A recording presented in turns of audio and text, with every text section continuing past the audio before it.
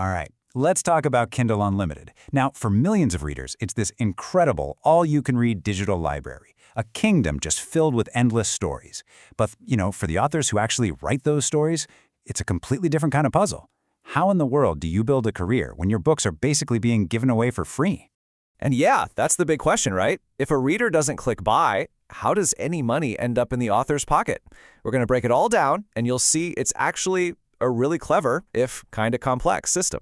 So before we get to the author's side of things, we got to understand the world the readers are living in, because Kindle Unlimited, or KU as everyone calls it, is built entirely around their experience. Just think of it like Netflix, but for books. For about $12 a month, a reader gets the keys to this whole kingdom. It's a simple, flat fee, and it unlocks millions and millions of books. Honestly, if you read just a couple of books a month, it's already a fantastic deal. And the scale here is just staggering. We're talking more than 4 million titles available. Now, for an author, that number means, yeah, a lot of competition, but it also means a huge opportunity to find brand new readers. The system also encourages a very specific kind of reading. See, you can download up to 20 books at a time. This means readers can just grab an entire series and binge read it all at once. Tuck that little detail away because it is super important for authors. So here's the bottom line. For readers, KU gets rid of all the financial risk. They can try a new author, explore some weird niche genre, or just quit a book they don't like without feeling guilty about wasting $5. It's an environment literally built for discovery and, well, for reading a ton of books.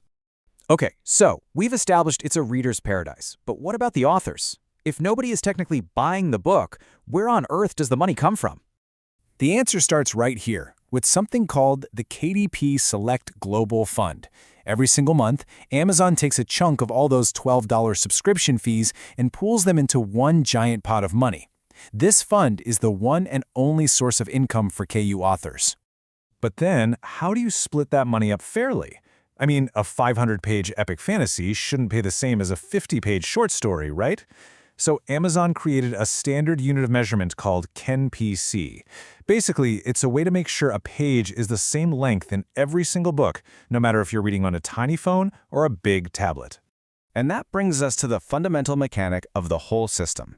Authors in Kindle Unlimited are not paid per download. They're not paid when a book is finished. They get paid for every single one of those standardized pages that a subscriber reads. So we know the what and the how. Now let's get to the part I'm sure you're all waiting for, the how much. We're going to break down the actual numbers and see what a page read is really worth. And here it is. The payout for one page is usually less than half a penny. Yeah, you heard that right. And that rate actually changes every month. The best way to think about it is like a pizza. The pizza, that's the global fund, is always a pretty similar size, but the number of slices it gets divided into, that's the total pages everyone reads, that changes. So the more pages everyone reads in a month, the smaller each little slice, or page payment, becomes. Let's see what this means for a real book. Okay, take a pretty average 347-page novel. If someone buys it for, say, $5, the author gets about $3.44. But if a Kindle Unlimited subscriber reads that exact same book, cover to cover, the author only makes about $1.42. That's less than half the income for the same book. And that right there is the million-dollar question, isn't it? When you look at those numbers, it seems like a terrible deal. So why do so many super successful authors not only use Kindle Unlimited, but say they couldn't have a career without it? It's because the math we just did only tells you half the story. The real, true value of Kindle Unlimited for an author isn't that per-page rate. Oh no, it's something much more powerful. It's discovery. This comment right here just perfectly sums up the biggest hurdle for any new author. Readers are, understandably, hesitant to spend their hard-earned money on a writer they've never heard of. It just feels like a risk.